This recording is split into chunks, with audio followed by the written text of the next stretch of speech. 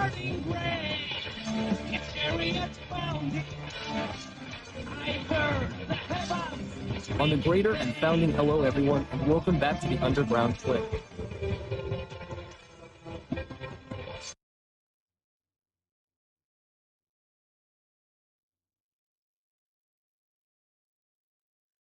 Well, it seems that Sophia's studio, as has already happened in the past, is also trying to improve Warhammer 3, starting with sieges.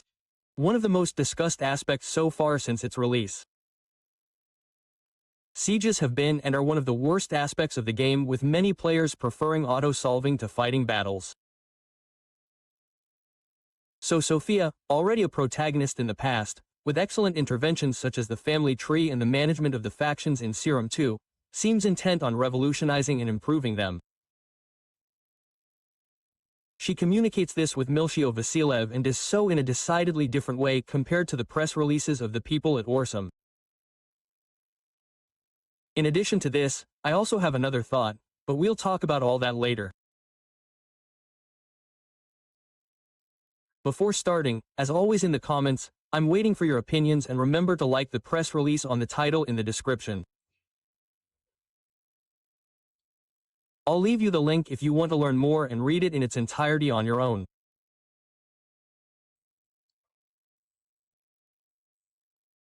Let's skip the first part, written by Steve Coleman, Senior Community Manager, and move on to what really interests us the most, namely the Siege rework, written by Milcho Vasilev, as we said, head of the battle team at Sophia.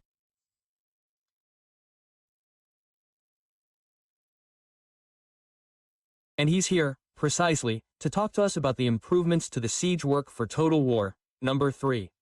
Let's start with the first point, the removal of pocket ladders. Well, the most important change that we'll focus on the most in this update is the removal of the so-called pocket ladders that allowed most infantry units to pull a siege ladder out of thin air and scale the walls of a settlement.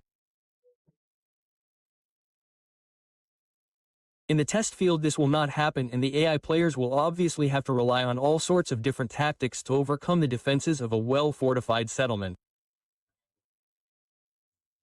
Why we changed it? Two main reasons. Total War always strives to represent battles realistically.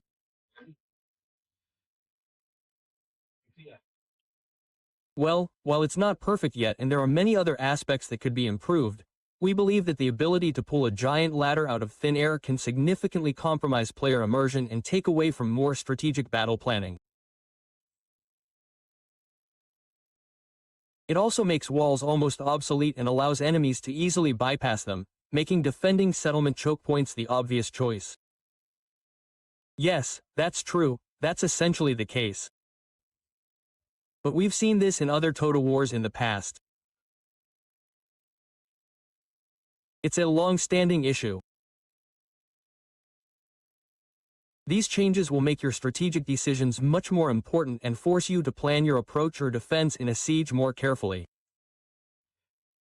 And if you don't like them and would rather get to the slaughter faster, you can always re-enable the pocket ladders in the options menu. Just make sure to do so before entering battle. That's a fair choice. For those who like having these invisible ladders that appear out of nowhere, they can still do so thanks to the options, or for those who want to make it more realistic, they can choose the other option. So, that's fine, that's fine. Let's move on to the second aspect, rebalancing of siege equipment. What did we change and why did we change it? The removal of pocket ladders requires a lot of other changes to ensure that the game still works without them. The availability of siege equipment has been rebalanced, and players will be able to scrape more siege towers and battering rams into battles to compensate for the lack of ladders.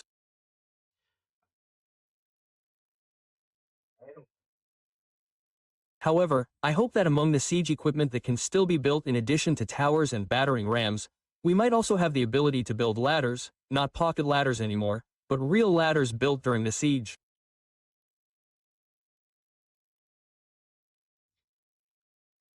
Stats like speed and durability of such equipment have also been changed to make them more effective in performing their functions.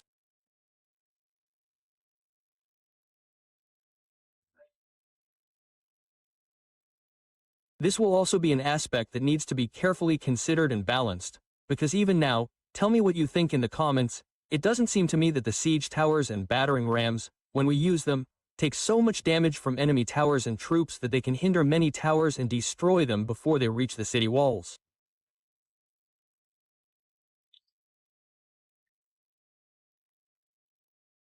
So they'll have to be very, very careful about this. We're also changing the way siege attrition works, making it linear and making it increasingly stronger with each consecutive turn that the settlement remains under siege.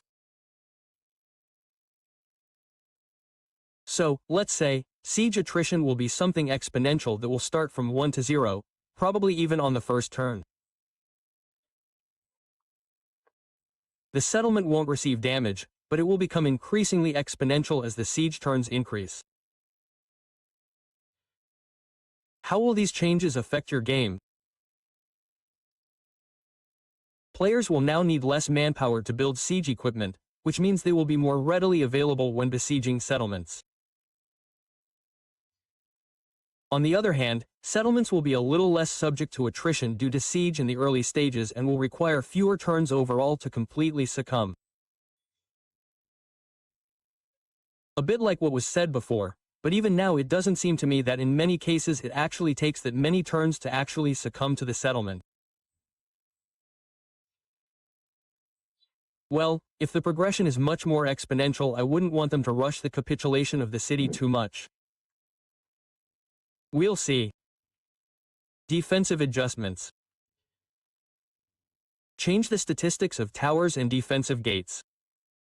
Towers will now be slightly more lethal, but will have a much shorter range, while gates will be more resistant to attacks from regular infantry of some monstrous types, but less resistant to battering rams.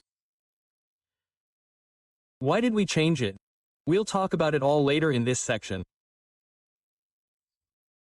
Currently, towers are quite annoying to the attacker when they start firing immediately after deployment, leaving no room for maneuver or execution of strategic attack plans, while gates seem easily breachable by common infantry, making specialized equipment such as battering rams obsolete. How will these changes work? They will allow you to maneuver outside a settlement you are attacking without being harassed, or they will give you the opportunity to hit it more easily with artillery, while at the same time making the defender less defenseless against direct and rapid infantry attacks.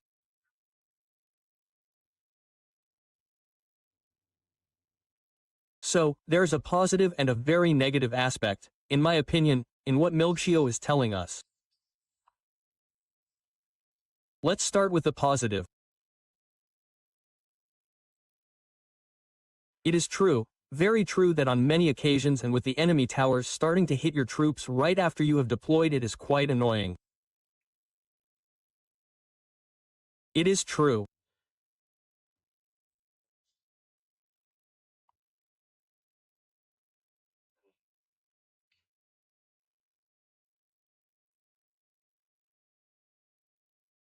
It's good that they rebalance towers and battering rams, and it's good that they also rebalance gates, but, and we've already seen this, for example, in all Total Warhammer, if the towers of the city walls, have their range greatly shortened, yes, they will do more damage to the enemy troops, but if their range is so much shortened compared to the range of the attacking army's artillery, well, the attacking army will have all the time, with its artillery, to eliminate the towers and only send the infantry to attack later.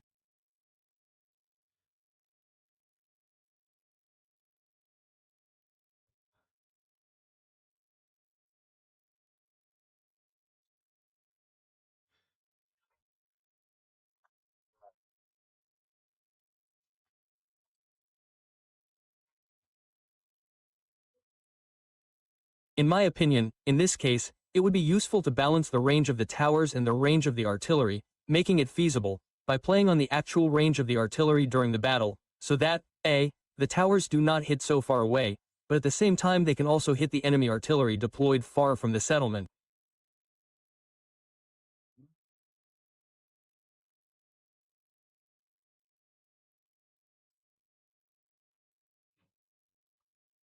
Otherwise, as I said, our attacking army's artillery would destroy the towers before sending the infantry to attack. It wouldn't make much sense. Battlefield improvements. We can't just remove pocket ladders without teaching the Battlefield AI how to play without them. So for these testbeds, we've fixed over 50 issues related to how the Battlefield AI plays or reacts to certain situations, both when attacking and defending during sieges. Since some of these issues aren't strictly related to pocket ladders, these changes will still be present even if the ladders are enabled in the options menu. And that's right, very often, with pocket ladders or not, it behaves really strangely, really problematic to provide a challenge worthy of the name. Because it's changed, the Battlefield AI has always been difficult to manage, but this is particularly evident in siege battles. And we're trying to improve it and make it more realistic in reacting to player actions. We're not saying we've fixed the battle AI, but we're hoping that with these improvements it will behave more convincingly and offer a more interesting challenge. How will these changes impact the battle AI? They will make the battle AI behave less strangely during sieges and allow it to play without the use of pocket ladders.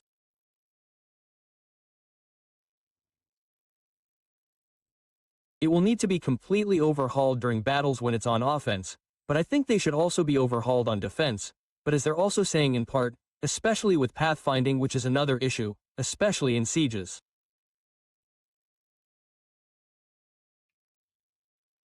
Map improvements. With this update, we're also starting an initiative to rework the old siege maps to make them more playable and engaging.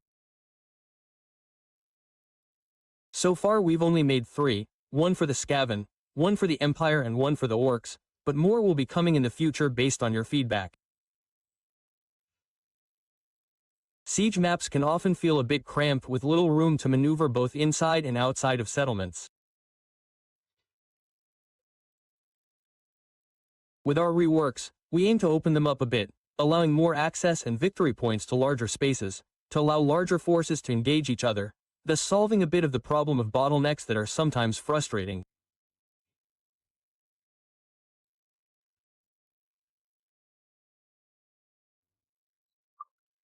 And in the end, yes, it creates mega blobs, where the tactical strategic part of how to go into battle, of how to deal with the defending units, really, currently makes little sense.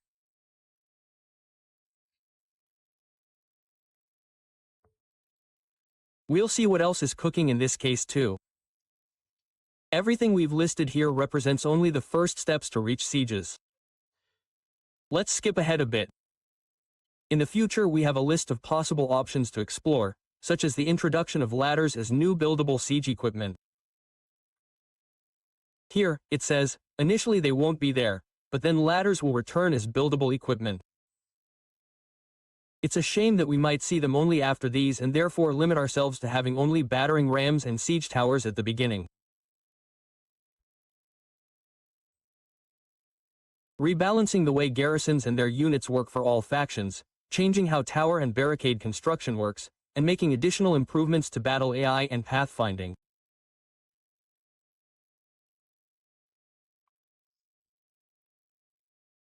Last but not least, we know that many of us sometimes just want to keep painting the campaign map with our chosen color and not waste time with siege or battle in general. So we're already working hard to polish that auto-resolver and make it work properly. Let's start with this last aspect. Let's hope that this time the auto-resolver will actually work properly. The previous part covered a bit of what we said before, in addition to the issue of ladders returning as buildable siege equipment. Yes, in my opinion, it is necessary to rebalance garrisons and the units at their disposal, especially one terrible aspect. Building towers or barricades during battle is one of the most absurd things in sieges.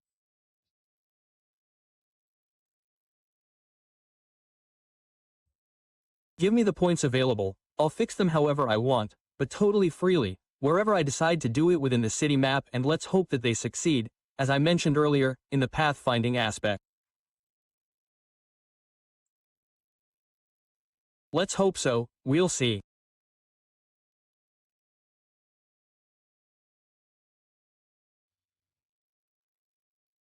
Milcho convinced me, first of all for the honesty that we read in certain sentences, although it's not perfect and there are many other aspects that can be improved, or an obvious admission. The battle EA has always been difficult to manage, but this is particularly evident in siege battles, and we are trying to improve it and make it more realistic in reacting to the player's actions. We're not saying that we've fixed the battle AI, but we hope that with these improvements it will behave in a much more convincing way and offer a more interesting challenge. In short, finally someone who speaks clearly, who doesn't hide the problems, but at the same time doesn't shout that everything has surely already been fixed, right? He's saying that they're trying to improve sieges, but that what they're starting to do is only the first steps. A complete change in communication compared to what Horsham usually does, talking to players about the problems, the reasons for these problems and how they want to address and improve them without promising that they will be solved immediately. Let's move on to another thought. The delay of Tides of Torment, as I already said, in my opinion, is due to the time it took Sophia to get into a huge game like Warhammer, but in light of what Milcho told us, perhaps also due to certain aspects that Sophia has identified and that she needs to improve for future DLCs and for the mega finale of End of Time, and probably not just the sieges. A mean thing, but the old bastard has to say it. Warhammer 3 came out in February 2022. Did we have to wait for Sophia's team to actually get to grips with the sieges? Thanks to all of you for watching this video. Let me know your opinions in the comments and leave a like if you liked it. From the old bastard.